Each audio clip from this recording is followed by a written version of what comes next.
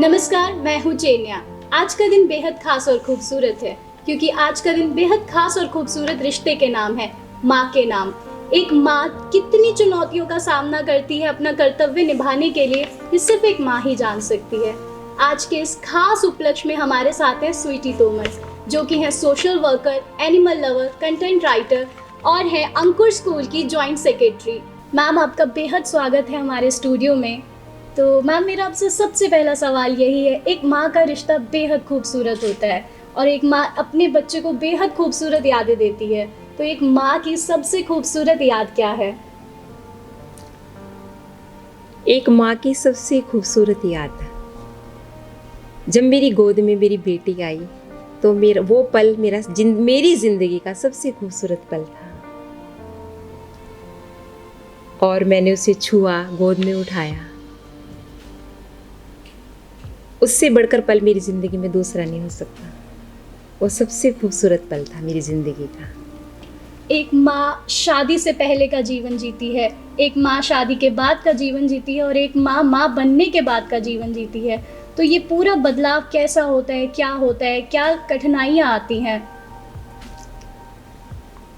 शादी से पहले का की ज़िंदगी और शादी के बाद की ज़िंदगी, दोनों में बहुत फ़र्क होता है। शादी से पहले की ज़िंदगी एक चुलबुली, जिसमें आपको कुछ नहीं, कोई ना जिम्मेवारियों का एहसास होता है। आपके नाज नखरे उठाने वाले आपके माँ बाप होते हैं, भाई बहनों के साथ झगड़ते हैं, माँ को बात बात में तंग करते हैं। इवन जब स्कूल में मैं जाती थी, मुझे बहुत अच्छे से याद है, मेरी माँ ने मेरी चोटी कभी ढंग से नहीं की। हमेशा एक ऊंची होती थी, एक नीची होती थी, रिबन लगते थे। हमेशा झगड़ती थी कि आपने आज ये चोटियाँ ऊंची कर दी हैं, आज नीची कर दी हैं, आज ये क्या बनाया है खाने में, ये दाल बनाई है, मुझे तो पसंद नहीं है, आप हमेशा यही सब्जी क्यों बनाते हो। और मेरी माँ हमेशा मुझे किसी ना किसी ढंग से मनाती थी, बहुत प्यार करती थी। और जैसे ही शादी होती है सब कुछ बदल जाता है। वो जिम्मेवारियां पता नहीं कहाँ से आप इतना उनको अपना वो दायित्व जो आप निभाते हो, सब कुछ जिंदगी बदल गई। कहाँ से आ जाता है परमात्मा, कहाँ से दे देता है, ये पता ही नहीं चलता कि एक दिन में ही आप कैसे, जैसे ही आप पत्नी बनते हो सब कुछ बदल गया।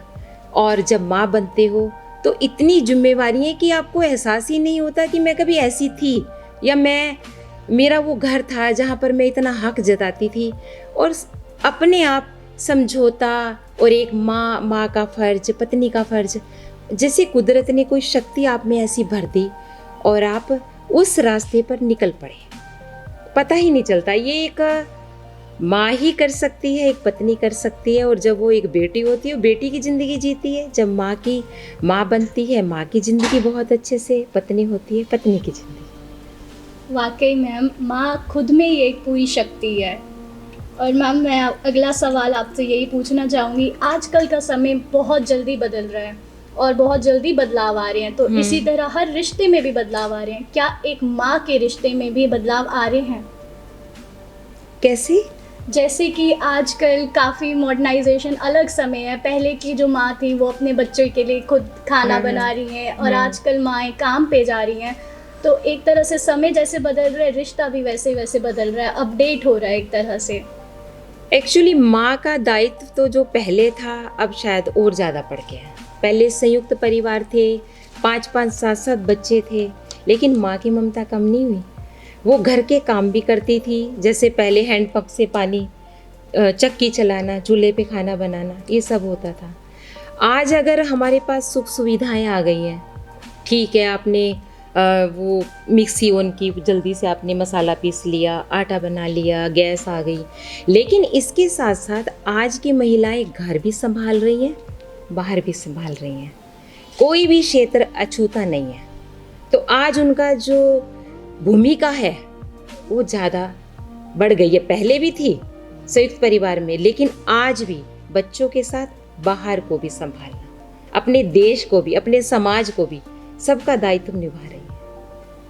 ये सिर्फ एक माँ ही कर सकती है। हमारा अगला क्वेश्चन आपसे यही है कि एक माँ अपने बच्चे की बात बिना कहे समझ जाती है, बिना कहे जान जाती है, और आजकल बच्चे प्रेशर अपनी प्रॉब्लम से इतना जूझते हैं, तो उसको एक माँ कैसे हैंडल करती है? जो सबसे अच्छी मित्र साथी जो होती है वो माँ ही होती है, सहेली।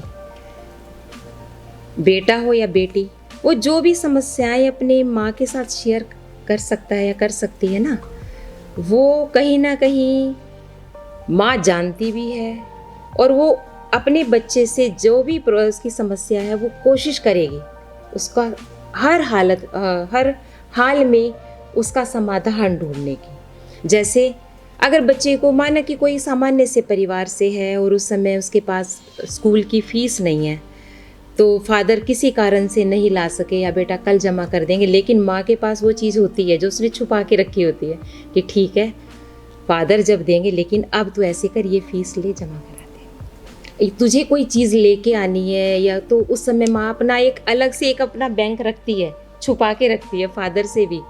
और जब भी बच्चे को कोई ऐसी आर्थिक रूप से कोई सहायता चाहिए होती है या बच्चे को कोई भी सुख सुविधा जो उसके दायरे में आती है, तो वो हर हालत में करती है। और यहाँ तक भी कि माँ जो होती है अगर कैसे भी हालात हैं वो खुद भूखी रहती है, लेकिन अपने बच्चे का पेट जरूर भरती है।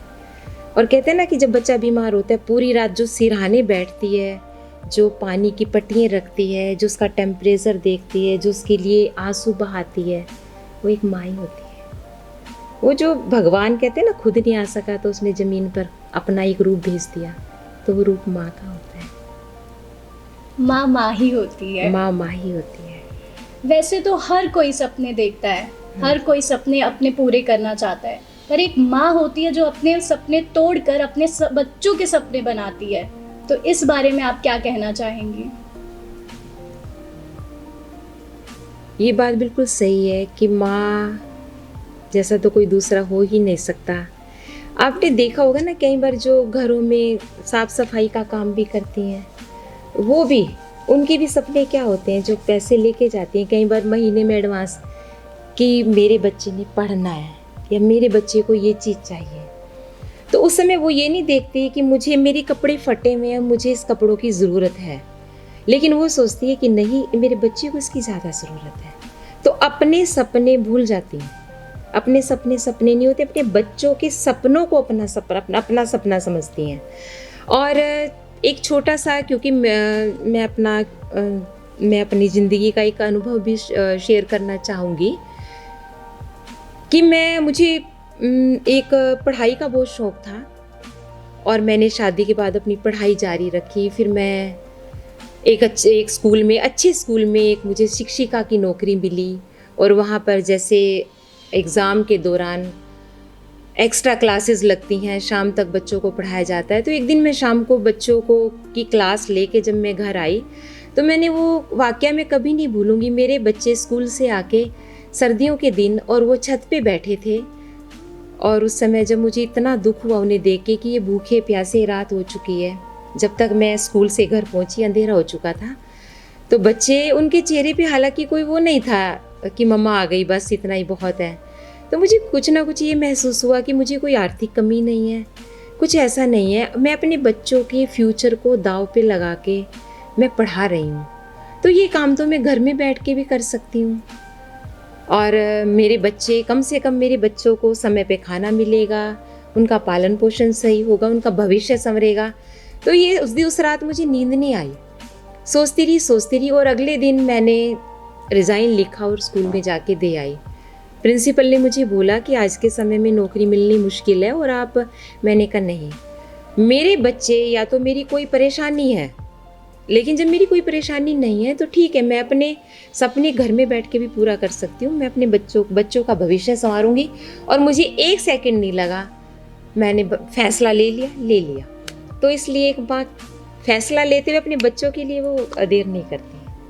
एक माँ कितने सेक्रीफाइस करती है सिर्फ एक अपने बच्चे के लिए।